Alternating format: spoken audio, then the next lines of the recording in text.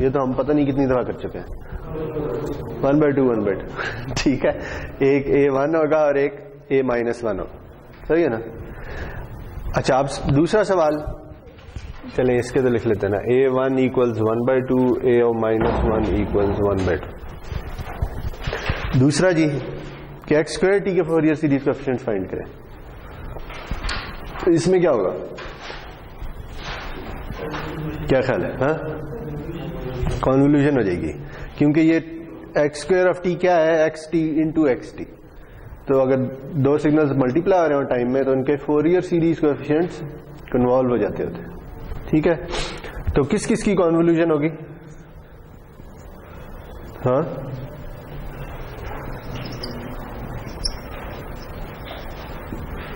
ये दो Fourier series coefficients है ना, सही है, एक वन पे और एक -1 पे, और दूसरा सिग्नल भी यही है, यानी ये अपने आप से ही मल्टीप्लाई हो रहा है, तो इसलिए दूसरा भी यही होगा, ठीक है।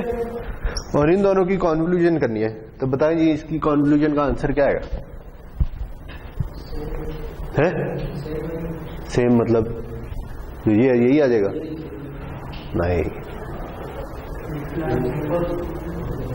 ये इंपल्सेस है ना, तो फिर शिफ्ट हो जाएंगे, ठीक है। देखें, अगर आप इसको एक सिग्नल कंसिडर कर लें, ठीक है, तो इस सिग्नल में दो इंपल्सेस हैं, ठीक है जी। तो जब आप इस सिग्नल को इस इंपल्स के साथ कन्वॉल्व करेंगे तो ये पूरा का पूरा सिग्नल 1 से शिफ्ट हो जाएगा, ठीक है। जब 1 से शिफ्ट होगा तो जो -1 वाला है वो 0 पे आ जाएगा और जो 1 वाला है वो 2 पे चला जाएगा, ठीक हो गया। अब इसी सिग्नल को इसके साथ भी कन्वॉल्व करना है, सही। जब इसके साथ कन्वॉल्व करेंगे तो ये पूरा का पूरा सिग्नल -1 से शिफ्ट हो जाएगा, तो जो -1 पे पड़ा हुआ वो -2 पे चला जाएगा और जो 1 पे पड़ा वो 0 पे आ जाएगा, ठीक है। तो इसका आंसर ये होगा, ये 1/2 है, ये भी 1/2 है और ये 1 है। ये समझ आइए कैसे आया? देखिए, इन दोनों को कन्वॉल्व करना है, हाँ? ठीक है, सही है। इस पूरे को इसको एक इंपल्स कंसिडर कर लेना, इस पूरे को शिफ्ट करना है 1 से, तो ये शिफ्ट होगा जब 1 से तो इधर आ जाएगा, वो ये आ गया। इसी तरह जब ये इससे कन्वॉल्व होगा तो ये पूरा का पूरा इधर शिफ्ट हो जाएगा, तो ये आ जाएगा। इधर दोनों ऐड हो जाएंगी तो 1 बन जाएगा और बाकी 1/2, ठीक है। चले,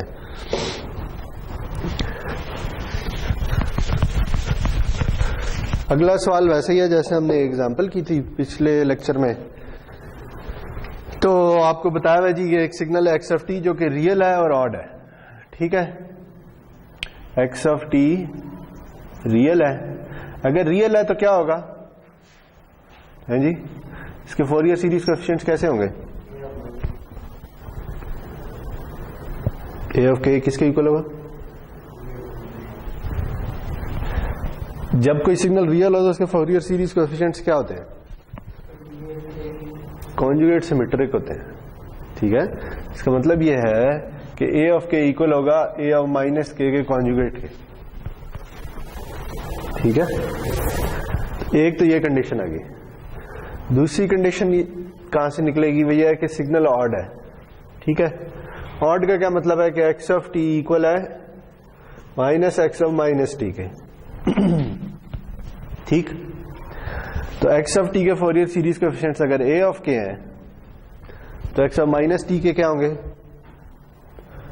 a के। यानी अगर सिग्नल को रिवर्स कर दें तो उसके फोरियर सीरीज कोएफिशिएंट्स भी रिवर्स हो जाते हैं, और अगर उसे माइनस से मल्टीप्लाई कर दें तो ये भी माइनस हो जाएगा, ठीक। इसका मतलब ये है जी कि ये इसके भी इक्वल है, ठीक। जब ये इसके इक्वल है तो इसका मतलब है कि इसको अगर देखें तो एक नंबर है और उसका कॉन्जुगेट उसके नेगेटिव के इक्वल है। तो ये हमने पिछली दफा कहा था कि ये लाजमी है कि नंबर प्योरली इमेजिनरी हो, ठीक। तो इससे पता क्या चला? पता ये चला कि ए के आर प्योरली इमेजिनरी। और एक और बात भी पता चली, वो ये देखें कि ये और ये ये क्या बता रहा है कि ये ऑड भी है, ठीक है ना। अगर इवन क्या होता है, अगर ए ऑफ के इक्वल हो या माइनस के, यही इवन होता है ना। तो अगर ए ऑफ के माइनस ए या माइनस के इक्वल है, जैसे कि इधर है, तो फिर ये ऑड भी है। सही जी। तो ये जो पहली स्टेटमेंट है इसने आपको ये बता दिया है कि जो सिग्नल एक्स ऑफ टी है उसके फोरियर सीरीज कोएफिशिएंट इमेजिनरी है और ऑड है। ठीक, अगर ऑड है तो फिर लाजमी है कि क्या हो, अगर ये के है, ये ए ऑफ 0 है, ये ए ऑफ 1 है, ये -1 है, तो अगर कोई सिग्नल ऑड हो तो लाजमी है कि वो 0 पे 0 होता है। ठीक है, तो इसका मतलब ये है जी कि ये वाला जो फोरियर सीरीज कोएफिशिएंट है ये 0 होगा। ठीक है, तो a0 जो है वो 0 के इक्वल होगा। क्यों? क्योंकि a ऑफ k का जो सीक्वेंस है वो ऑड है। अच्छा, फिर अब दूसरे पे चले जाए। वो कहता है जी ये पीरियोडिक है और इसका पीरियड है t = 2 सेकेंड्स। तो इससे क्या पता चला कि ओमेगा क्या है, 2 π/t। तो वो क्या बनी, 2 π/2, वो क्या होता है, पाई। ठीक है, तो ओमेगा जो है वो पाई है, यानी इसकी जो फ्रीक्वेंसी है, फंडामेंटल फ्रीक्वेंसी, वो पाई के इक्वल। तीसरी चीज क्या कह रही है, तीसरी चीज ये कह रही है जी कि a ऑफ k 0 है जब k की एब्सोल्यूट वैल्यू 1 से बड़ी हो। इसका मतलब ये है कि k अगर 1 से बड़ा है तो फोरियर सीरीज कोएफिशिएंट 0 है, और अगर k -1 से छोटा है तब भी फोरियर सीरीज कोएफिशिएंट 0 है। ठीक है, ये तीसरी कंडीशन हमें बता रही है। तो फिर पीछे रह क्या गए, एक ये वाला रह गया और एक ये वाला रह गया। ठीक है, बस यही दो फोरियर सीरीज कोएफिशिएंट्स रह गए। ये तो है ही 0 और बाकी सारे भी 0 है। अब चौथी कंडीशन पे आ जाए। चौथी कंडीशन क्या है, वो ये कह रहा है कि ये जो सिग्नल है इसके एक पीरियड के ऊपर जो पावर है वो 1 के इक्वल है। ये वाली कंडीशन यही कह रही है ना कि अगर हम इस सिग्नल की पावर ले लें एक पीरियड पे तो वो 1 के इक्वल है। तो अगेन हम एक प्रॉपर्टी यूज कर सकते हैं, वो पार्सेवल्स थ्योरम, जो क्या कहता है, ये कहता है कि किसी पीरियोडिक सिग्नल की पावर जो है एक पीरियड पे वो इक्वल होती है उसके फोरियर सीरीज कोएफिशिएंट्स के मैग्नीट्यूड स्क्वायर के सम के। ठीक, तो पता क्या चला कि ये असल में 1 के इक्वल है। ठीक है, लेकिन कितने a ऑफ k हैं, 2 ही हैं। सही,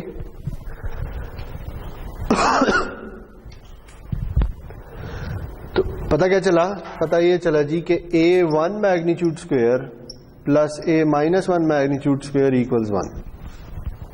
ठीक है, ये 2 ही फोरियर सीरीज कोएफिशिएंट्स हैं और उनके मैग्नीट्यूड स्क्वायर का सम 1 के इक्वल है ऑड। अगर ऑड है तो इसका मतलब है जो वैल्यू इधर आएगी इधर क्या होगा, उसका नेगेटिव। ठीक, अगर नेगेटिव होगा तो मैग्नीट्यूड सेम होंगे।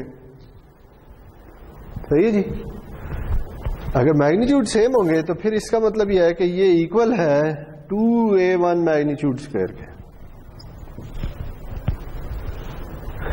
क्योंकि जो इसका मैग्नीट्यूड है वही इसका मैग्नीट्यूड है। ठीक है, तो 2 टाइम्स हो गया। तो इससे क्या पता चला कि a1 मैग्नीट्यूड स्क्वायर जो है 1/2 है, या a1 का एब्सोल्यूट वैल्यू जो है 1/√2 है। ठीक है जी, और अगर a1 की एब्सोल्यूट वैल्यू है तो a-1 की भी एब्सोल्यूट वैल्यू यही होगी। तो ये इक्वल है एब्सोल्यूट वैल्यू ऑफ a और -1 के। अब डिसाइड करना है कि ये तो एब्सोल्यूट वैल्यू, तो असल में वैल्यू क्या होगी वो हमें इधर से पता चलेगी कि जो फोरियर सीरीज कोएफिशिएंट्स है वो प्योरली इमेजिनरी है। प्योरली इमेजिनरी का मतलब यह है कि a1 होगा j/√2 और a-1 होगा -j/√2, या ये उलट भी हो सकता है कि a ऑफ 1 हो जाए -j/√2 और a ऑफ -1 हो जाए j/√2। तो ये आगे फोरियर सीरीज कोएफिशिएंट, अगर फोरियर सीरीज कोएफिशिएंट्स आ गए तो बस कहानी खत्म हो गई। क्योंकि अब अगर x की एक्सप्रेशन लिखनी है तो कैसे लिखेंगे जी, क्या ख्याल है? मुझे x के फोरियर सीरीज कोएफिशिएंट्स पता है, ओमेगा की वैल्यू भी पता है, तो x ऑफ t किसके इक्वल होगा?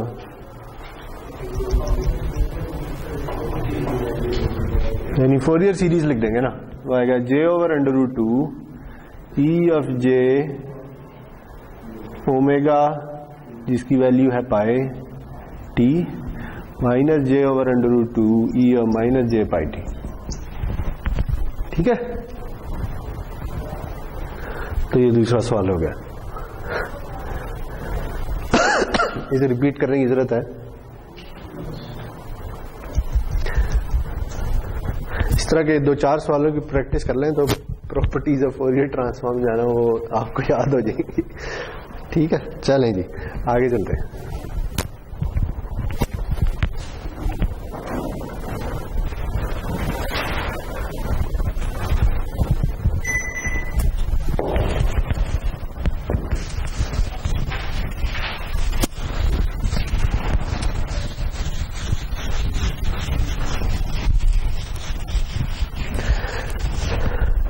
अच्छा, ये तीसरे चैप्टर में से जो हमने पढ़ना था फिलहाल के लिए वो खत्म हो चुका है। अब हम चौथे चैप्टर पे जा रहे हैं। ठीक है, याद रखें हमने डिस्क्रीट फोरियर सीरीज नहीं पढ़ी, वो हम इस कोर्स में पढ़ेंगे ही नहीं। सही है जी। तो अब हम चैप्टर 4 पे चले गए हैं और चैप्टर 4 है जी continuous time Fourier transform.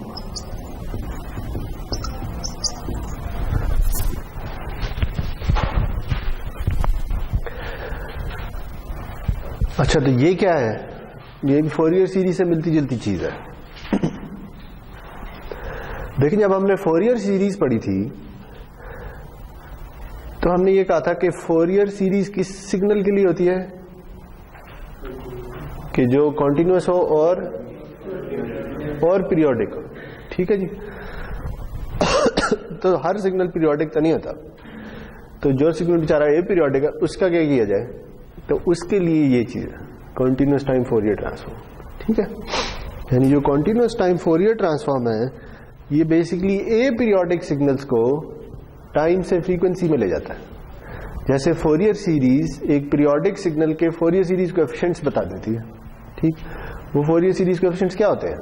Basically ये होते हैं कि इस सिग्नल में बहुत से कॉम्प्लेक्स एक्सपोनेंशियल हैं, ठीक, जिनकी फ्रीक्वेंसी उस पीरियोडिक सिग्नल की फ्रीक्वेंसी के मल्टीपल्स के इक्वल है और हर कॉम्प्लेक्स एक्सपोनेंशियल के साथ एक नंबर मल्टीप्लाई होकर आ रहा है।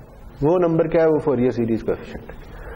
अगर वो फोरियर सीरीज कोएफिशिएंट 0 है तो इसका मतलब है कि वो वाला कॉम्प्लेक्स एक्सपोनेंशियल इस सिग्नल में कोई कंट्रीब्यूशन नहीं देता, और अगर नॉन जीरो है तो इसकी कोई कंट्रीब्यूशन है सिग्नल।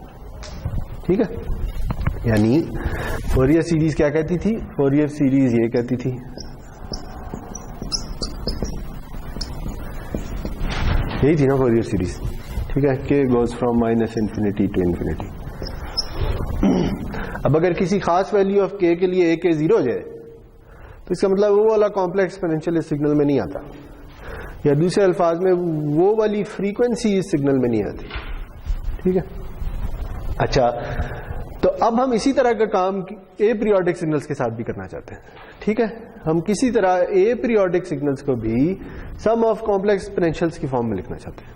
ठीक है, अच्छा, तो उसके लिए हम क्या करेंगे? उसके लिए हम शुरू फोरियर सीरीज से ही करेंगे और किसी तरह ना ए पीरियोडिक सिग्नल को उसमें इंक्लूड करने की कोशिश करेंगे। देखें, फॉर एग्जाम्पल मेरे पास ना एक सिग्नल है कुछ इस तरह का,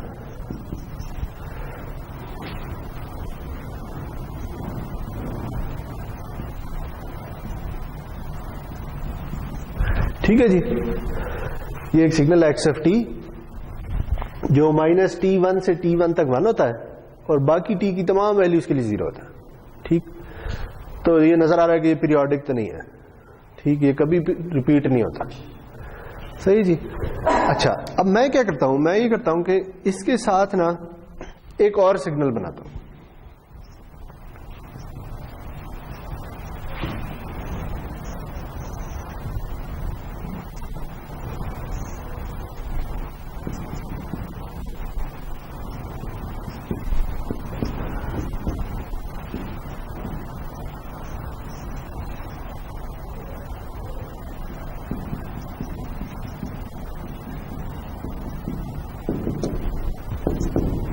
इस सिग्नल के बारे में आपका क्या ख्याल है?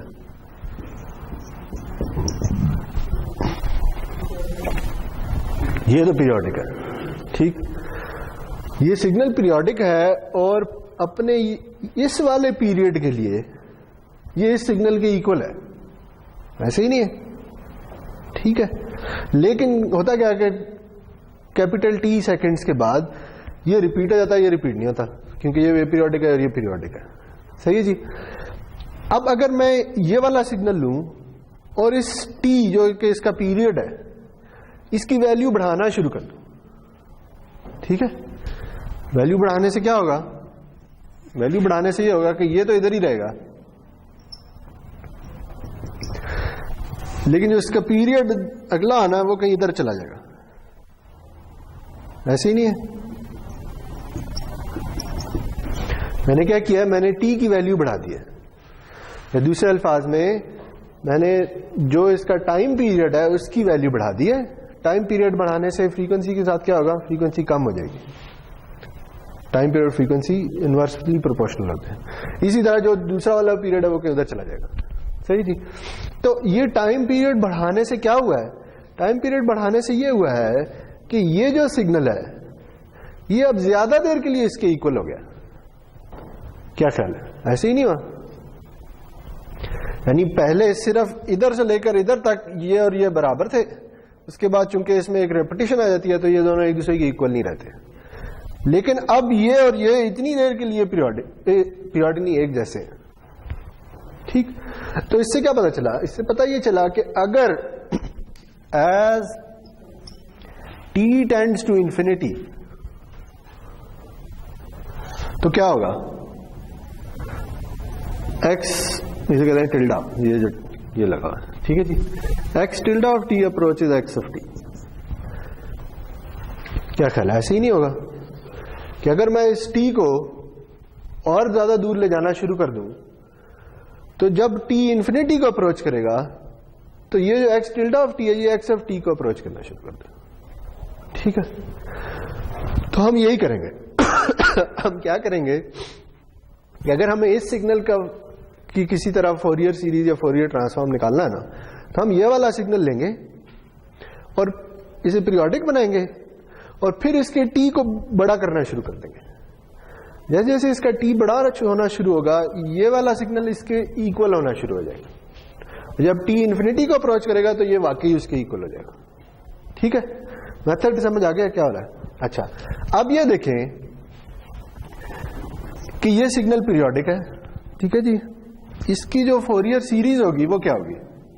वो होगी x of t equal summation A of के ई जे के ओमेगा टी।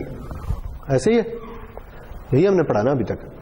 अच्छा, मैं सिर्फ ये कर रहा हूं कि इस ओमेगा को ना ओमेगा लिखने की बजाय ओमेगा नॉट लिख रहा हूं, ठीक है। तो कोई फर्क नहीं पड़ता, पर मैंने ओमेगा को ओमेगा नॉट का नाम दे दिया। वो क्यों दिया अभी आपको पता चलेगा, लेकिन ओमेगा नॉट की वैल्यू क्या है?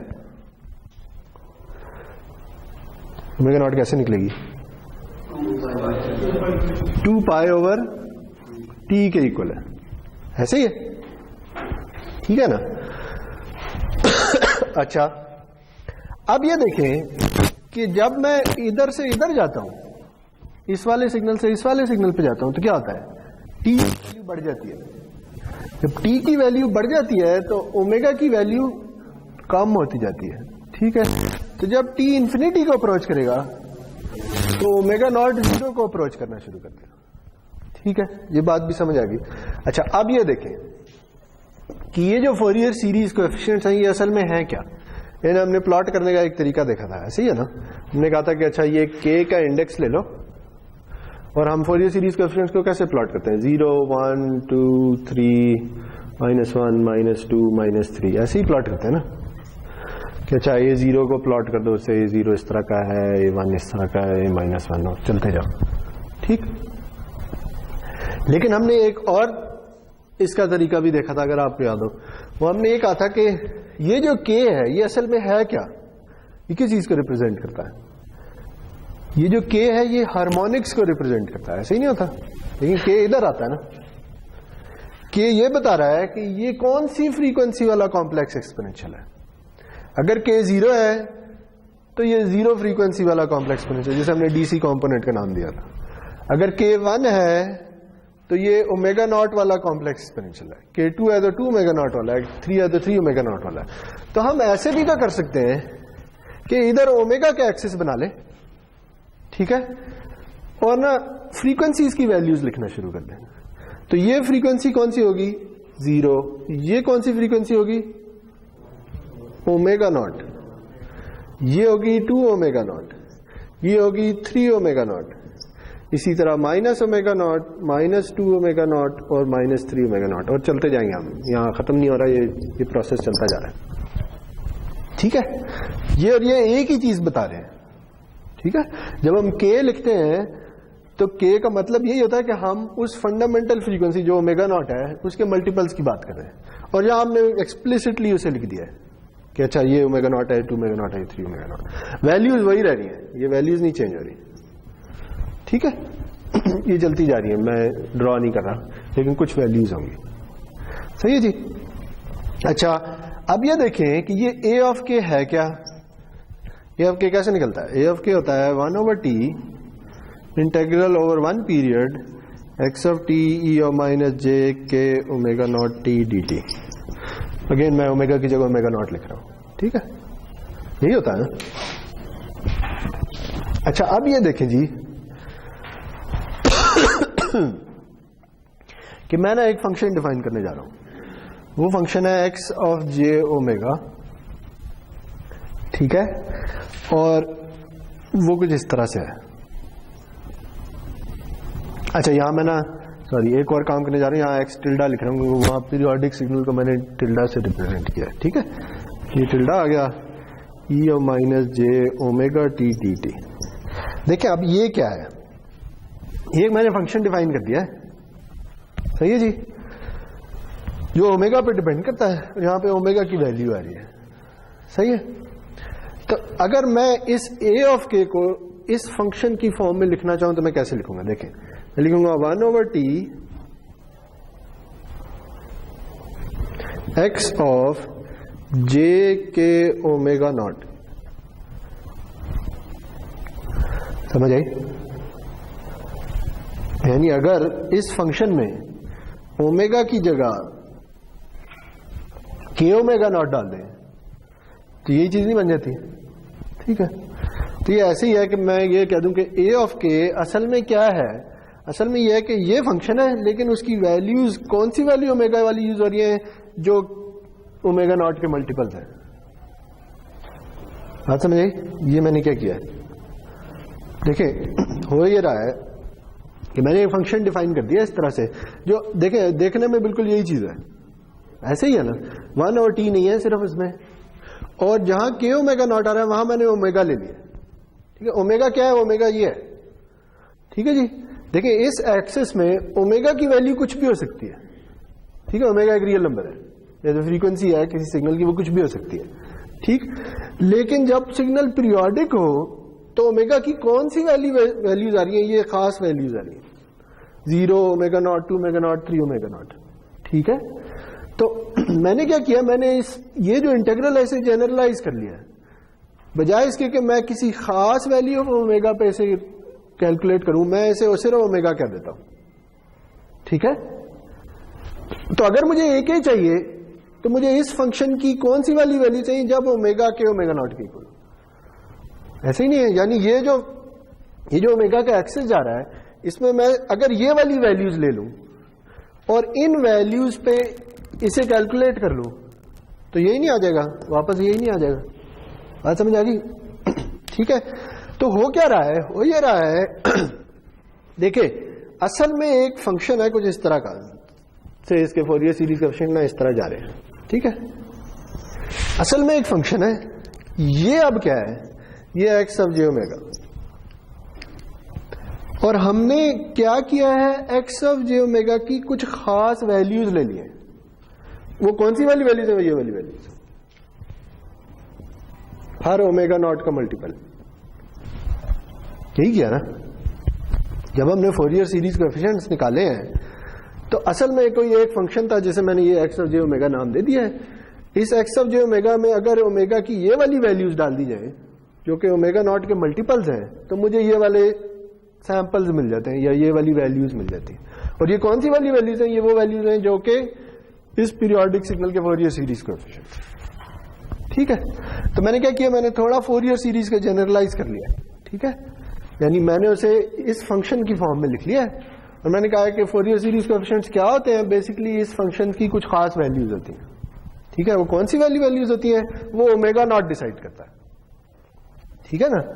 अच्छा, अब ये देखें कि ये मैंने डिफाइन कर दिया। अगर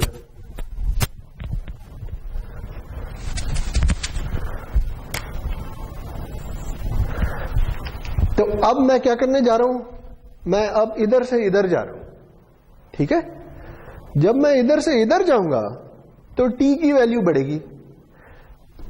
ऐसे ही होगा, जब t की वैल्यू बढ़ेगी तो ओमेगा नॉट की वैल्यू कम हो जाएगी। जब ओमेगा नॉट की वैल्यू कम हो जाएगी तो क्या होगा, ये अगर 0 है तो अब जो नया ओमेगा नॉट है वो इधर की बजाय थोड़ा करीब मूव कर जाएगा। ऐसे ही होगा ना। तो ओमेगा नॉट शायद इधर कहीं आ रहा हो, फिर 2 ओमेगा नॉट, फिर 3 ओमेगा नॉट और इसी तरह चलते जाएंगे आप।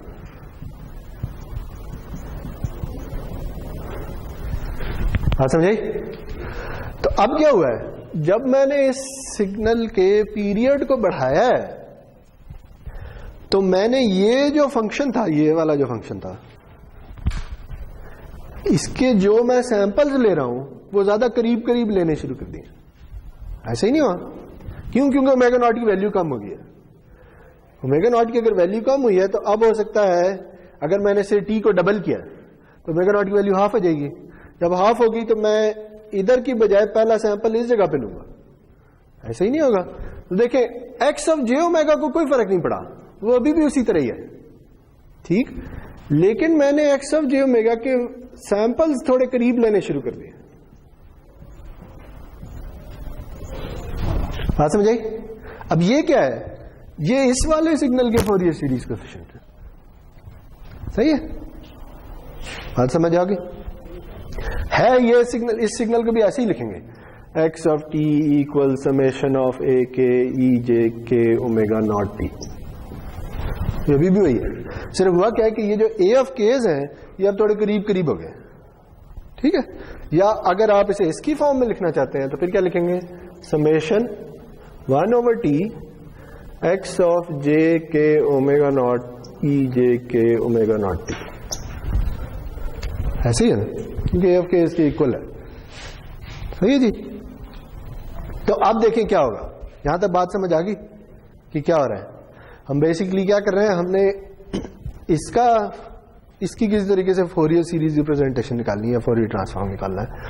तो हमने इससे एक पीरियोडिक सिग्नल बनाया है, इस पीरियोडिक सिग्नल के फोरियर सीरीज कोएफिशिएंट्स फाइंड किए। ठीक, और हमने उन्हें इस फंक्शन की फॉर्म में लिख लिया। हमने ये कहा है कि ये फोरियर सीरीज कोएफिशिएंट असल में है क्या, असल में ये इस फंक्शन के कुछ सैंपल है। फिर हमने क्या किया, इसका टाइम पीरियड बढ़ा दिया। अगर टाइम पीरियड बढ़ाया तो ओमेगा नॉट कम हो गया है। जब ओमेगा नॉट कम हुई है तो ये जो ओमेगा नॉट इधर आ रही थी ये थोड़ी पीछे मूव कर गई है। तो हुआ क्या है कि हमने इसी फंक्शन के सैंपल्स थोड़े करीब करीब लेने शुरू कर दिए। ठीक हो गया। तो अब देखें कि अगर मैं इस t को इन्फिनिटी को अप्रोच करवा दूं, ठीक, तो यानी ये t इन्फिनिटी हो जाए तो क्या होगा, ये जो ओमेगा नॉट है ये बिल्कुल छोटी हो जाएगी। जब छोटी होगी तो ये इसके और करीब होती चली जाएगी। ठीक है, जब इसके और करीब होती चली जाएगी तो होगा क्या कि असल में ये पूरा का पूरा फंक्शन ही उसके बीच में आ जाएगा। ठीक है, क्योंकि वो सैंपल्स इतने करीब करीब हो जाएंगे कि ऑलमोस्ट आप इस एक्स ऑफ जे ओमेगा की सारी वैल्यूज ही ले रहे होंगे। ठीक है, तो ये होगा। अच्छा, अगर ये होना है तो फिर एक्स ऑफ टी का क्या बनेगा, एक्स ऑफ टी अभी भी इसके इक्वल है। क्या है जी, 1/t। अब 1/t को बाहर लिख रहा हूं, k goes from -infinity to infinity x of j k omega naught e j k omega naught t dt। और dt तो नहीं आ रहा, सॉरी। यही आ जाएगा ना, अभी भी हो एक्सप्रेशन तो यही रहेगी, ठीक है। देखिए 1/t किसके इक्वल है, अगर मैं यहां पे ये देख लूं तो 1/t है जी, अगर मैं इसको इधर ले जाऊं तो इसे मैं ऐसे भी लिख सकता हूं, omega naught over 2 pi k goes from -infinity to infinity x of j k omega naught e j k omega naught t। ऐसे ही नहीं है, 1/t की जगह ये लिख लेते हैं। और मैं एक और काम करने ही जा रहा हूं कि इस ओमेगा नॉट को बजाय इधर लिखने के इधर लिख देता हूं, ठीक है।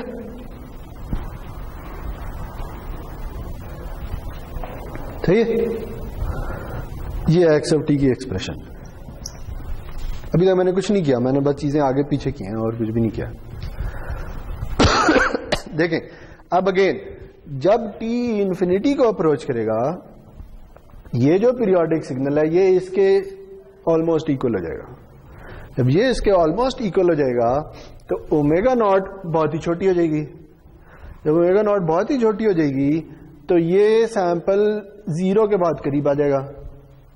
अभी भी इन्फिनाइट सैंपल भी हैं, देखें k -infinity से इन्फिनिटी जा रहा है, ठीक है। तो ये जो फंक्शन है ये सैंपल होता चला जा रहा है जहां तक भी इसने जाना है, ठीक। तो जब ओमेगा नॉट 0 के करीब आएगा ना, तो ऐसे ही है कि हम इस पूरे सिग्नल को इस एक्सप्रेशन के अंदर ले आए, ठीक है। तो होगा क्या कि ये जो समेशन है ना, ये असल में इंटीग्रल से रिप्लेस हो जाएगी, ठीक। क्यों? क्योंकि ये सैंपल इतने करीब आ गए हैं कि आप ये कह सकते हैं कि ये जो k ओमेगा नॉट है ना, ये असल में ओमेगा बन गया, ठीक है। देखें ओमेगा ये था, ये ओमेगा का एक्सिस है, ठीक है। आप उसमें क्या कर रहे हैं, 0 ओमेगा नॉट 2 ओमेगा नॉट इस तरह से सैंपल लेते जा रहे हैं। जब ओमेगा नॉट छोटा होता चला जा रहा है तो ये सैंपल सब आपस में एक दूसरे के करीब होते चले जा रहे हैं। जब ओमेगा नॉट 0 को अप्रोच करेगा तो ऐसे ही है कि आपने ये पूरी की पूरी लाइन ही ले ली है, या दूसरे अल्फाज में ये जो सैंपल्स थे ये अब एक कॉन्टिन्यूअस वेरिएबल बन गए। तो जब ये कॉन्टिन्यूअस वेरिएबल बन जाएंगे तो यहां पे समेशन की बजाय इंटीग्रल आ जाएगा, ठीक है। और होगा क्या, x of j omega e j omega t d omega. जो k ओमेगा नॉट था वो रिप्लेस हो जाएगा एक कॉन्टिन्यूअस वेरिएबल से जो k ओमेगा है। तो जहां जहां k ओमेगा नॉट आ रहा है वहां वहां ओमेगा आना शुरू हो जाएगा, ठीक है। और ये जो है, ये जो ओमेगा नॉट है ये इतना छोटा हो जाएगा कि इसकी जगह हम वो डेरिवेटिव वाला d ओमेगा, याद है क्या होता है, जब हम इंटीग्रल ले रहे होते हैं तो इंटीग्रल में क्या होता है, ये फंक्शन है तो हम एक छोटी सी एरिया डिफाइन करते हैं जो किसके इक्वल होता है, जो डी टी या डेल्टा टी इसके इक्वल होता है। तो देखें ये ओमेगा नॉट छोटा होके ये डी ओमेगा बन जाएगा, वो छोटा सा एरिया बन जाएगा जो कि, ठीक है। तो फाइनल एक्सप्रेशन क्या बनेगी, वो ये बन जाएगी।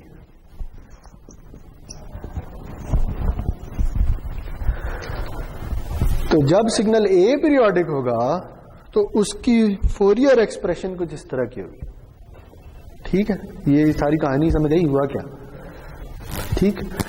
दूसरे अल्फाज में जब सिग्नल ए पीरियोडिक हो तो उसमें ये जो फ्रीक्वेंसीज है ना कॉम्प्लेक्स एक्सपोनेंशियल्स की, वो सारी की सारी होती है। वो सिर्फ क्योंकि उसकी कोई फंडामेंटल फ्रीक्वेंसी तो होती नहीं है। ए पीरियोडिक सिग्नल ऐसे ही है कि एक सिग्नल है जिसका टाइम पीरियड इन्फिनिटी है, वो कभी भी रिपीट नहीं होता, या इन्फिनिटी पे जाके रिपीट होता है। तो जब वो इन्फिनिटी पे जाके रिपीट होता है तो उसकी फंडामेंटल फ्रीक्वेंसी इतनी छोटी हो गई होती है कि वो ऑलमोस्ट एक कॉन्टिन्यूअस वेरिएबल बन जाती है, ठीक है। तो जी एंड रिजल्ट ये है कि for a periodic signals x of t equals 1/2 pi integral x of j omega e j omega t d omega, ठीक है। और ओमेगा कहां से कहां तक जा रहा है, वो ये सारा का सारा है, ठीक है। सारा का सारा का मतलब ये है कि ये -इन्फिनिटी टू इन्फिनिटी है, ठीक है। और इसमें ये x of j omega क्या है, वो ये लिखा है, ठीक है। तो x of j omega की एक्सप्रेशन क्या है, वो है जी x of j omega equals integral x tilde T E J minus j omega t d T. अब इसे भी थोड़ा ठीक कर लेते हैं। ये अभी तक उस पीरियोडिक सिग्नल की फॉर्म में है ओवर वन पीरियड। ठीक है, देखें इसके अगर एक पीरियड ले लें, से minus T by two to T by two ले लें, ठीक है, एक पीरियड में इंटीग्रेट करना ना, तो ये एक पीरियड है। तो अगर मैं इसे इधर से इधर तक इंटीग्रेट करूं या मैं इसे इंटीग्रेट कर लूं, आंसर सेम ही आना है। इसका मतलब है कि मैं इस जगह एक्स टिल्डा की बजाय एक्स टी भी लिख सकता हूं, ठीक। और मैं बजाय एक पीरियड पे इंटीग्रेट करने के मैं माइनस इन्फिनिटी टू इन्फिनिटी भी इंटीग्रेट कर सकता हूं। क्यों? क्योंकि इसने तो बाकी हर जगह जीरो ही होना है, तो चाहे इंक्लूड कर लें, ठीक है। तो फाइनल एक्सप्रेशन ये बनेगी जी। इन्हें कंपेयर कर लेते हैं फोरियर सीरीज के साथ।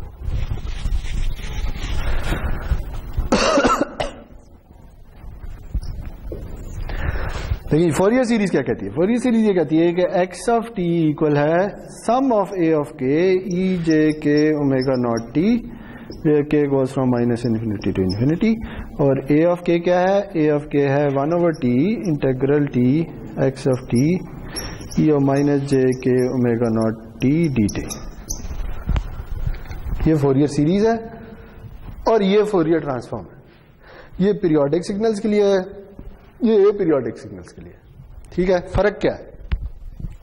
देखें दोनों जो हैं वो किसी सिग्नल को as a sum of complex exponentials ही लिख रहे हैं। देखिए इंटीग्रल भी समेशन ही होती है बेसिकली, ऐसे ही है ना। तो देखिए ये क्या कहता था? ये कहता था कि ये जो पीरियोडिक सिग्नल है ये असल में बहुत से कॉम्प्लेक्स एक्सपोनेंशियल से मिलकर बना है। उनकी फ्रीक्वेंसीज क्या है? उनकी फ्रीक्वेंसी जो इस सिग्नल की फ्रीक्वेंसी है उसके मल्टीपल है, ठीक। अब देखिए ये क्या कहता है? ये कहता है कि कोई भी सिग्नल ए पीरियोडिक बहुत से कॉम्प्लेक्स एक्सपोनेंशियल से मिलकर बना है और उनकी जो फ्रीक्वेंसीज हैं वो माइनस इन्फिनिटी से इन्फिनिटी सारी की सारी फ्रीक्वेंसीज है, ठीक। और इधर जो फोरियर सीरीज कोएफिशिएंट था जो कि इसके साथ मल्टीप्लाई होगा कैसे निकलता था? इस तरह निकलता था। तो ये कैसे निकलता है? वो इस तरह से निकलता है, ठीक है।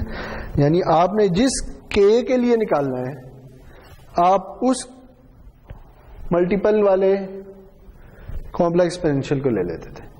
तो इधर आपने जिस ओमेगा के लिए निकालना है आप वो वाली ओमेगा ले लें, ठीक है। इधर होगा अभी भी वही।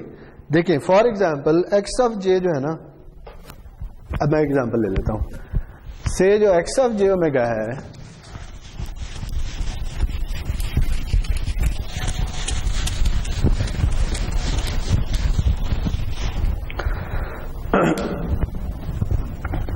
देखिए जैसे हम पहले ड्रॉ करते थे ए ऑफ के फोरियर सीरीज के केस में, और से ए ऑफ के जो है ना वो ये तीन ही है, 0 1 और -1, ठीक है, बाकी सारे जीरो है। तो हम क्या कहते थे? हम ये कहते थे कि इस सिग्नल में तीन कॉम्प्लेक्स एक्सपोनेंशियल है, एक की फ्रीक्वेंसी ओमेगा नॉट, एक की फ्रीक्वेंसी माइनस ओमेगा नॉट, एक की फ्रीक्वेंसी 0 है, ऐसे ही कहते थे ना। अब अगर से मैं इसकी बजाय x of j omega plot करता हूं जो कि उसका है, और वो प्लॉट ना कुछ इस तरह का है, फॉर एग्जाम्पल ये वैल्यू है से π/2, ये वैल्यू है -π/2, ठीक है जी। तो अब मैं क्या कहूंगा? जिस तरह मैं इधर कहता था कि इस सिग्नल में ये तीन कॉम्प्लेक्स एक्सपोनेंशियल हैं, मैं ये कहूंगा कि इस सिग्नल में -π/2 से π/2 वाली फ्रीक्वेंसी के सारे कॉम्प्लेक्स एक्सपोनेंशियल हैं, इसके बाद वाले नहीं है और इससे पहले वाले भी नहीं है, ठीक है। इस सिग्नल को हम कैसे लिखते थे? हम लिखते थे x of T equals A0 EJ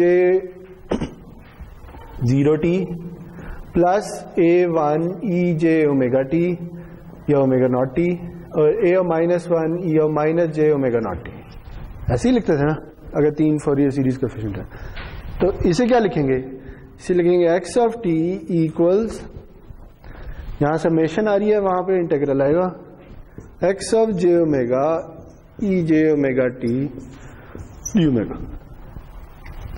ये दोनों एक ही चीजें हैं। देखिए ये भी तीन कॉम्प्लेक्स एक्सपोनेंशियल्स का सम है तो सम ही, ये बहुत से कॉम्प्लेक्स एक्सपोनेंशियल्स का सम है, लेकिन वो सिर्फ -π/2 से π/2 तक जाते हैं, बाकी सारे जीरो, जिस तरह इधर, इसे मैं कैसे लिखूंगा, इसे मैं लिखूंगा समेशन ए ऑफ के ई J K omega naught T where के गोज फ्रॉम -1 to 1, ऐसे ही लिखूंगा ना, क्योंकि बाकी तो सारे जीरो हैं, बाकी लिखने की जरूरत ही नहीं। तो ये समेशन -1 से 1 तक चली जाएगी। इसी तरह ये जो इंटीग्रल है ये बजाय -∞ से इन्फिनिटी जाने के -π/2 तो π/2 तक चला जाए। ठीक है,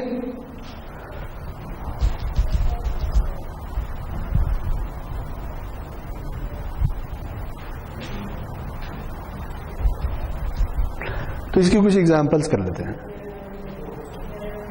सही जी, टाइम क्या हो गया, वो भी बहुत टाइम पड़ा यार।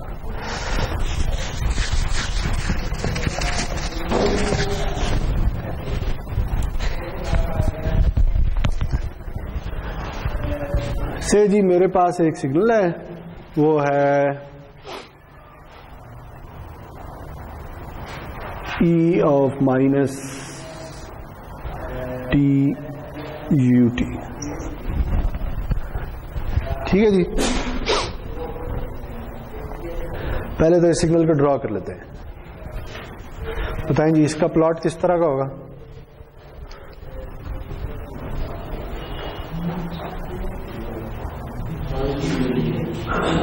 t की नेगेटिव वैल्यूज के लिए इसने 0 हो जाना है, पॉजिटिव के लिए कुछ इस तरह का हो जाए। ठीक है, तो ये नजर आ रहा है कि ये पीरियोडिक सिग्नल है। ठीक, ये पीरियोडिक सिग्नल है, पीरियोडिक नहीं है, कभी रिपीट तो नहीं होता ना। ठीक, ए पीरियोडिक है, जो पीरियोडिक नहीं होता उसे ए पीरियोडिक कहते हैं। ठीक है, अच्छा तो इसका ना हमने फोरियर ट्रांसफॉर्म निकालना है। ठीक है, तो जब हम कहते हैं इसका फोरियर ट्रांसफॉर्म निकालना है तो बेसिकली हमने एक्स ऑफ जे ओमेगा निकालना है। ओके, तो एक्स ऑफ जे ओमेगा किसके इक्वल है, वह g x of t e of minus j omega t d t from -∞ to ∞। तो जो एक्स ऑफ टी की एक्सप्रेशन है वो डाल दें, वो आएगा -∞ to ∞ e of minus t u t e of minus j omega t d T.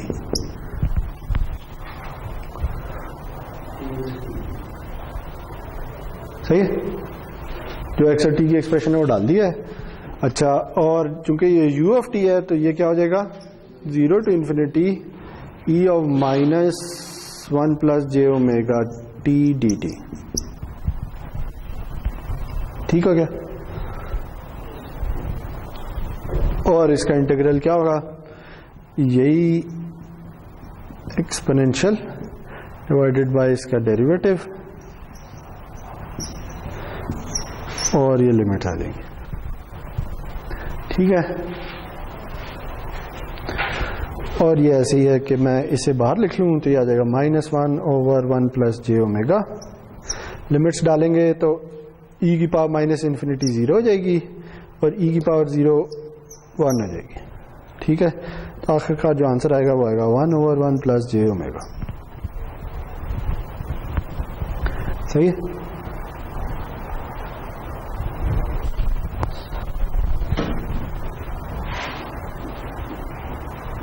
ये क्या है, ये एक्स ऑफ जे ओमेगा।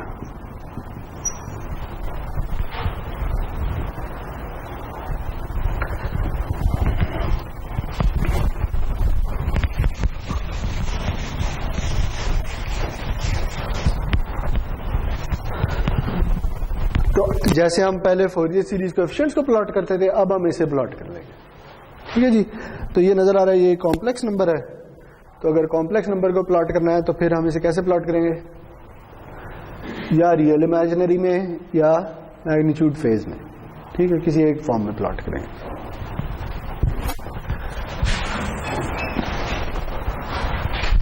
देखिए, इसे अगर थोड़ा और सिंप्लीफाई करना है तो हम ये कर सकते हैं कि अच्छा चलें इधर लिख लेते हैं, x of j omega equal है 1/1 प्लस जे ओमेगा के, तो इसे मल्टीप्लाई कर दें 1 minus j omega over 1 minus j omega से। ठीक है, क्योंकि मैं इसे ऊपर ले जाना चाह रहा हूं, तो ये आएगा 1 माइनस जे ओमेगा ओवर क्या आ जाएगा, इसका आंसर क्या होगा,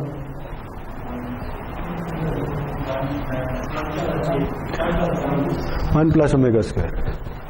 ठीक है, तो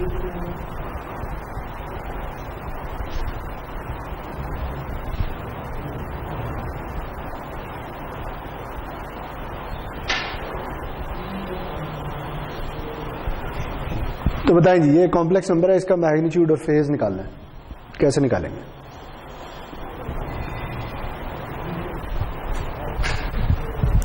अगर मैं इसे ऐसे लिख लूं 1/1 plus omega square into 1 minus j omega, ठीक है, तो ये तो रियल पार्ट है, ये तो वैसे ही रहेगा जैसे है, ये कॉम्प्लेक्स पार्ट है, ठीक। तो इसका मैग्नीट्यूड निकालना है, इसका मैग्नीट्यूड क्या बनेगा? 1 plus omega square under root, ऐसे ही है। तो g x of j omega का मैग्नीट्यूड इक्वल होगा 1/1 plus omega square into 1 plus omega square under root, ठीक है। और इसका एंगल क्या होगा?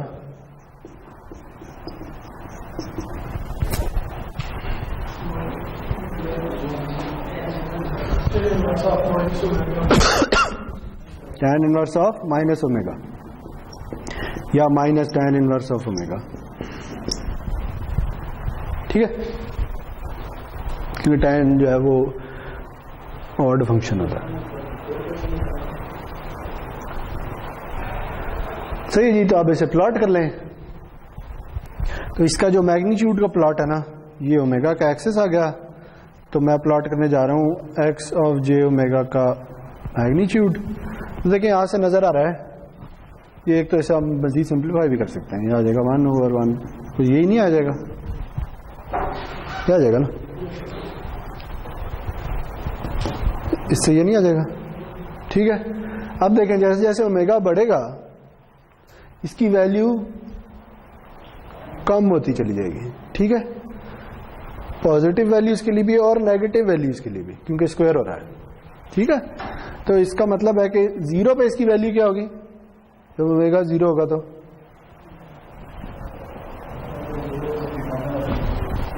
1/1 1 प्लस 0, ठीक है। तो 0 पे इसकी वैल्यू होगी 1 और फिर ये कम होती चली जाएगी, इस तरह से होगा, सही है जी। और इसी तरह इसका एंगल भी प्लॉट कर सकते हैं, tan इनवर्स का जो भी फंक्शन होता है, मुझे तो याद नहीं है किस तरह होता है, लेकिन आप प्लॉट कर सकते हैं। लेकिन मेन मकसद क्या है जी, देखें अब पता क्या चला है कि ये जो सिग्नल है, ठीक, ये एक एपीरियोडिक सिग्नल है, अगर हम इसे सम ऑफ कॉम्प्लेक्स एक्सपोनेंशियल्स की फॉर्म में लिखना चाहें तो वो जो कॉम्प्लेक्स एक्सपोनेंशियल है उनकी फ्रीक्वेंसीज, ये सारी की सारी फ्रीक्वेंसीज है, और हर कॉम्प्लेक्स एक्सपोनेंशियल जिस नंबर से मल्टीप्लाई हो रहा है वो ये नंबर है या ये नंबर है, ये वाला, ठीक है। या हमने क्या किया, हमने ये किया कि हमने इसे लिख लिया है कि ये जो है ये असल में इक्वल है 1/1 plus j omega e of j omega t d omega के, where omega goes from minus infinity to infinity और 1/2 पाई। ये मैंने क्या लिखा है, ये मैंने ये लिखा, ठीक है, जिसमें मैंने एक्स ऑफ जे ओमेगा की वैल्यू डाल दी, सही है जी। तो ये जो सिग्नल जो टाइम में है कुछ इस तरह का नजर आता है, इसे मैंने सम ऑफ एक्सपोनेंशियल्स की फॉर्म में लिख लिया है। ये वो कॉम्प्लेक्स एक्सपोनेंशियल है और ये उनके कोएफिशिएंट है जो उससे मल्टीप्लाई हो रहे हैं, ठीक है, और ये इन्फिनाइट है, सही हो गया। चले गुड, एक और एग्जांपल कर लेते हैं फिर।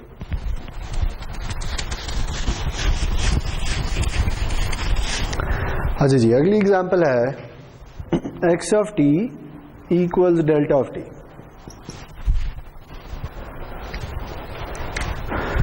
तो टाइम में ये सिग्नल कैसा नजर आता है जी? 0 पे एक इम्पल्स है, ठीक है, ये भी एपीरियोडिक है, ये इम्पल्स कभी रिपीट नहीं होती, ठीक। तो अब हमने इसका फोरियर ट्रांसफॉर्म निकालना है, तो again x of j omega निकालना है, तो ये यूज होगा, ठीक है। तो तो जहां एक्स ऑफ टी है वहां क्या आ जाएगा, डेल्टा ऑफ टी। तो बताएं जी, ये तो इंटीग्रल 20 दफा सॉल्व कर चुके हैं, इसका आंसर क्या आएगा?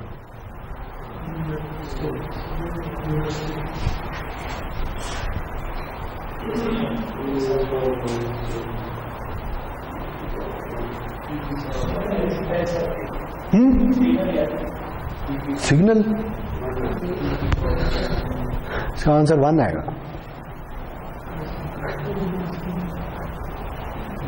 क्यों 1 आएगा?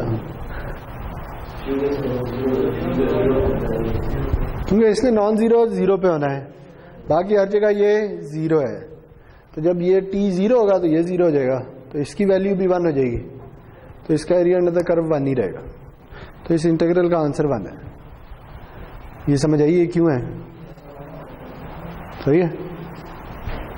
तो पता क्या चला जी, पता ये चला कि ये किसके इक्वल है, ये असल में इसके इक्वल है 1/2 pi integral e of j omega t d omega के,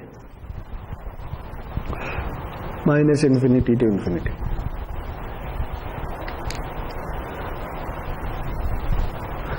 इसे अगर मैं प्लॉट करना चाहूं तो कैसा प्लॉट होगा? एक्स ऑफ जे ओमेगा को प्लॉट करना है, तो बताएं कैसा प्लॉट होगा? एक कांस्टेंट 1 लाइन होगी, ठीक है। देखिए अब हो क्या रहा है, हमने ये सिग्नल लिया, ठीक, इससे हमें पता चला कि इसमें ये वाले कॉम्प्लेक्स एक्सपोनेंशियल है जो कि इन नंबर्स के साथ स्केल हो रहे हैं, ठीक है। इधर देख के हमें ये नजर आ रहा है कि इस वाले सिग्नल में जो फ्रीक्वेंसी 0 के करीब है उनकी कंट्रीब्यूशन ज्यादा है, और जैसे जैसे हम ओमेगा बढ़ाना शुरू कर देते हैं उनकी कंट्रीब्यूशन कम होती चली जाती है। यानी वो वाले कॉम्प्लेक्स एक्सपोनेंशियल जिनकी फ्रीक्वेंसीज इस तरफ को है उनकी कंट्रीब्यूशन कम है, और वो वाले कॉम्प्लेक्स एक्सपोनेंशियल जिनकी फ्रीक्वेंसी 0 के करीब है उनकी कंट्रीब्यूशन ज्यादा है, ठीक। इधर देख के हमें क्या पता चल रहा है? इधर देख के हमें यह पता चल रहा है कि जो यूनिट इंपल्स होती है इसमें इनफाइनाइट कॉम्प्लेक्स एक्सपोनेंशियल होती है और सबकी कंट्रीब्यूशन एक जैसी होती है, सब के सब 1 मैग्नीट्यूड के साथ आ रहे होते हैं, ठीक है। इसलिए इसकी जो एक्सप्रेशन बनी है ये वाली, इसमें देखिए इधर 1 आ रहा है, ठीक है, जो कि मैंने नहीं लिखा, सही जी। तो जो यूनिट इंपल्स सिग्नल है वो इनफाइनाइट कॉम्प्लेक्स एक्सपोनेंशियल से मिलकर बनता है और सबके कोएफिशिएंट 1 होते हैं, ठीक।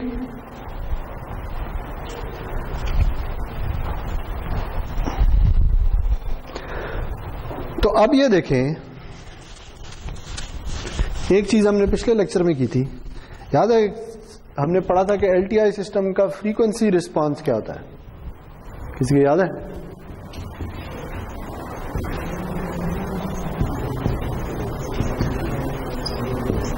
ये पिछले लेक्चर में किया था, उसे क्या नाम दिया था? एच ऑफ जे ओमेगा, और वो किसके इक्वल था? एक्सप्रेशन मुझे लिखवा दें,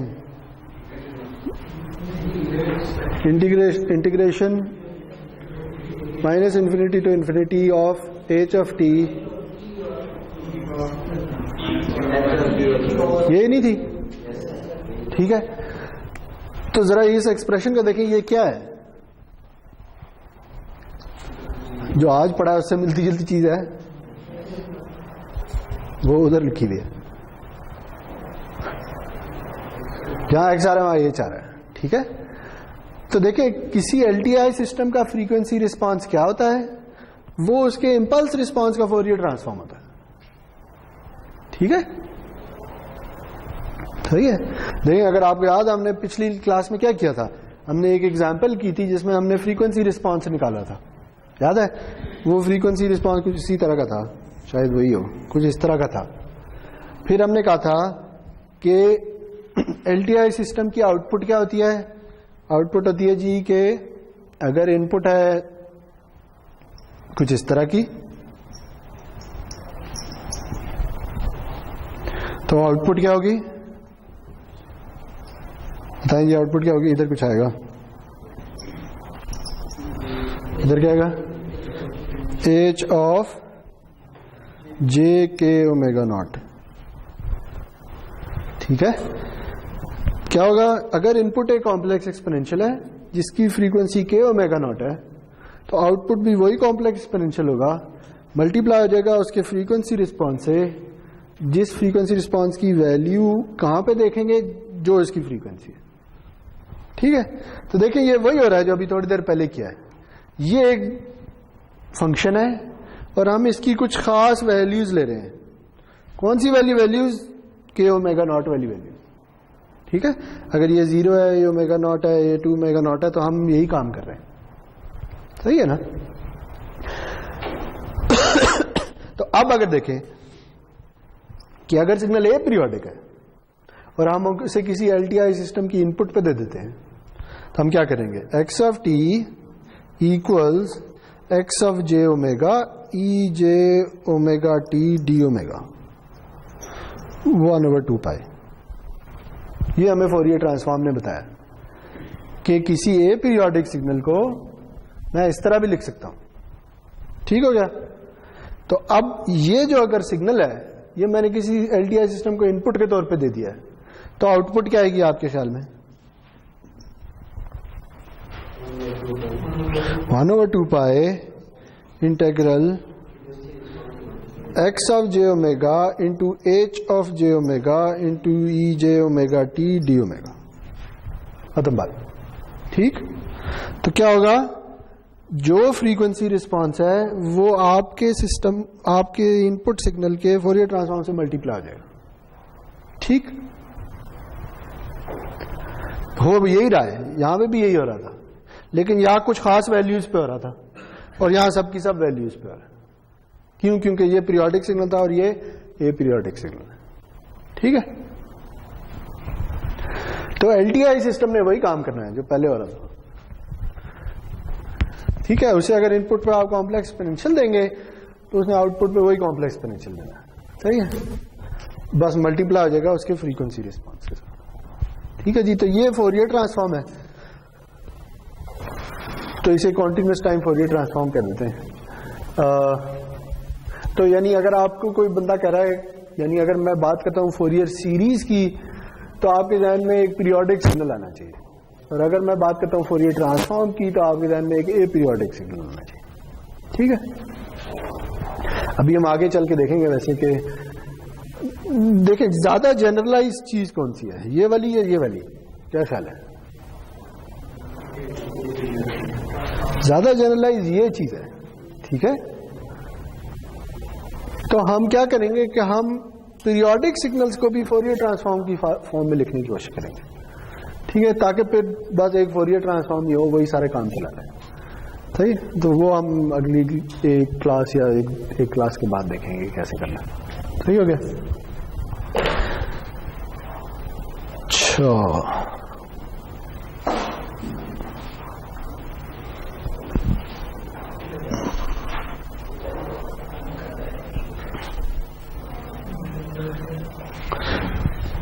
चलें 5 मिनट हैं, एक और एग्जाम्पल कर लेते हैं।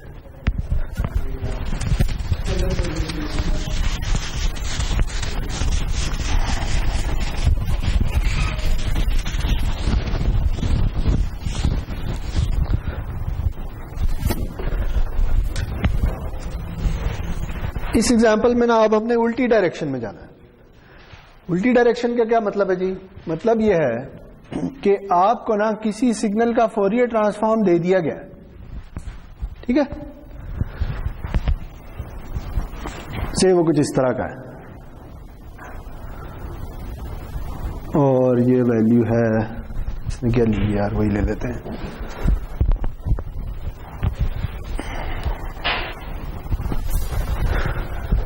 चलो ओमेगा प्राइम लिख लेते हैं यार, minus omega prime to omega prime. ठीक है जी, यानी अब हम क्या करने जा रहे हैं? पहले हमें एक सिग्नल दिया होता था टाइम में और हम उसका फोरियर ट्रांसफॉर्म निकालते थे। अब हमें सिग्नल का फोरियर ट्रांसफॉर्म दिया और हमने देखना है कि सिग्नल असल में क्या है। ठीक है, तो देखें सिग्नल क्या है जी? सिग्नल है x of T 1/2 pi integral x of j omega e of j omega t d omega.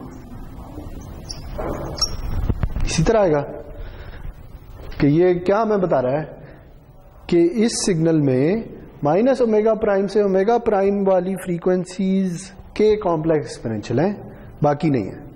ठीक है, तो हम ये इंटीग्रल सॉल्व करने जा रहे हैं, तो हम करेंगे 1/2 पाई।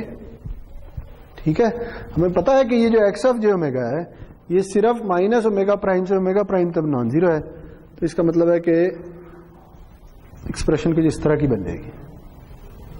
ठीक है, क्योंकि इसमें सिर्फ इन्हीं फ्रीक्वेंसीज के कॉम्प्लेक्स एक्सपोनेंशियल है और से सब की वैल्यू 1 है, तो यहां क्या आ जाएगा 1 ई j omega t d omega. सही है, तो अगेन ये एक इंटीग्रल है, इसे सॉल्व कर लें, आ जाएगा 1/2 पाई। इसका इंटीग्रल क्या होता है ई जे ओमेगा टी ओवर क्या आएगा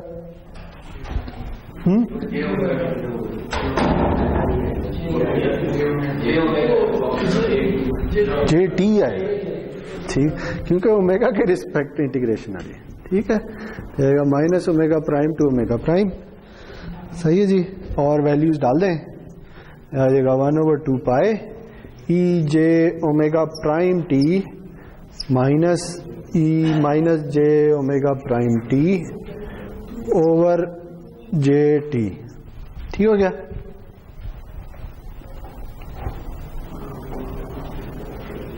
यहां तक सही है। अब मैं क्या करने जा रहा हूं, मैं इस 2 को इधर लिख लेता हूं, इधर से 2 गायब कर देता हूं और इस t को इधर लिख देता हूं।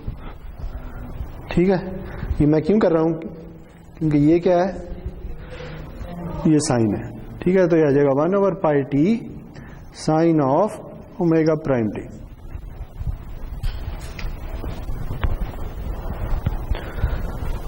ठीक है,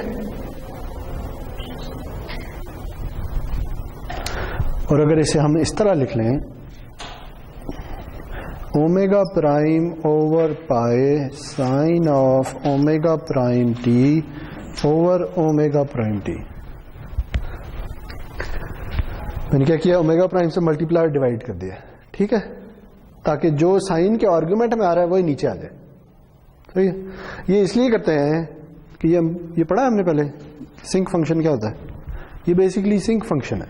ठीक है, सिंक फंक्शन अगर मैं ये लिखता हूं ना सिंक ऑफ एक्स, तो सिंक ऑफ एक्स इक्वल होता है sine of x over x के। ठीक है, यानी जब sine of x over x की फॉर्म आ रही हो ना, तो इसे नया नाम दे देते हैं, सिंक कह देते थे। ठीक है, तो ये क्या बनेगा, ये बनेगा omega prime over pi sinc of omega prime t. ठीक है,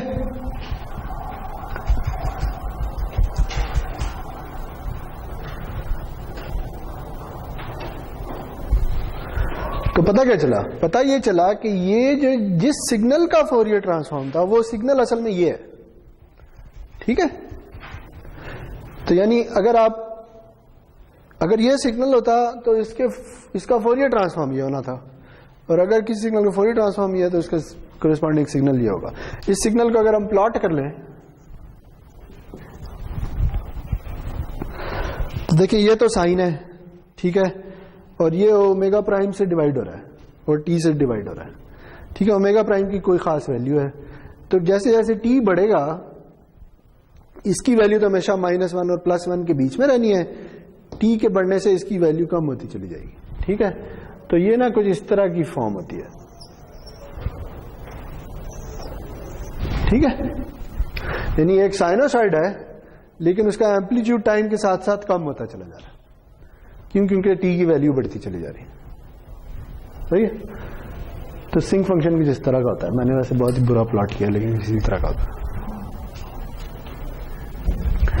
तो देखिए अगेन जो फोरियर सीरीज है या जो फोरियर ट्रांसफॉर्म है उसका मकसद सिर्फ ये है कि किसी सिग्नल को आप किसी और डोमेन में देख सकें कि वो किसी और डोमेन में कैसा नजर आता है। लेकिन ये एक सिग्नल है, ये टाइम में आपको दे दिया गया है, लेकिन ये भी वही सिग्नल है, लेकिन ये आप उसे फ्रीक्वेंसी डोमेन में देख रहे हैं। ठीक है, यहां जब आप किसी सिग्नल को देखते हैं तो आप कहते हैं कि अच्छा इसकी time t is equal to 0 पे वैल्यू ये है, 1 पे ये है, 2 पे ये है, 3 पे ये है, 4 पे ये है, 5 पे ये है। जब आप इधर जाते हैं तो आप कहते हैं कि इस सिग्नल में इस फ्रीक्वेंसी वाला कॉम्प्लेक्स एक्सपोनेंशियल है, इस फ्रीक्वेंसी वाला कॉम्प्लेक्स एक्सपोनेंशियल है, इस फ्रीक्वेंसी वाला, इस फ्रीक्वेंसी वाला, इस फ्रीक्वेंसी वाला कोई नहीं है, ये वाला भी नहीं है, ये वाला भी नहीं है। ठीक है, तो ये एक ही सिग्नल को दो तरीकों से विजुअलाइज या एनालाइज करने के तरीके हैं। ठीक है, देखिए एक सिग्नल टाइम में ये कभी जीरो नहीं होगा, ये चलता चला जाएगा। एक सिग्नल टाइम में कभी खत्म नहीं हो रहा, लेकिन अगर आप उसे फ्रीक्वेंसी में देखें तो वो ओमेगा प्राइम के बाद खत्म हो जाता है। सही, इसी तरह हो सकता है कि एक सिग्नल टाइम में जल्दी खत्म हो जाए और फ्रीक्वेंसी में वो चलता चला जा रहा हो। सही, तो कुछ सिग्नल टाइम में कॉम्पैक्ट होते हैं, कुछ सिग्नल फ्रीक्वेंसी में कॉम्पैक्ट होते हैं। तो फोरियर सीरीज और फोरियर ट्रांसफॉर्म का सिर्फ मकसद ये है कि आप सिग्नल्स को टाइम और फ्रीक्वेंसी दोनों में एनालाइज कर सकें कि क्या है। ठीक हो गया, चलेंगे, बस बहुत है, थैंक यू।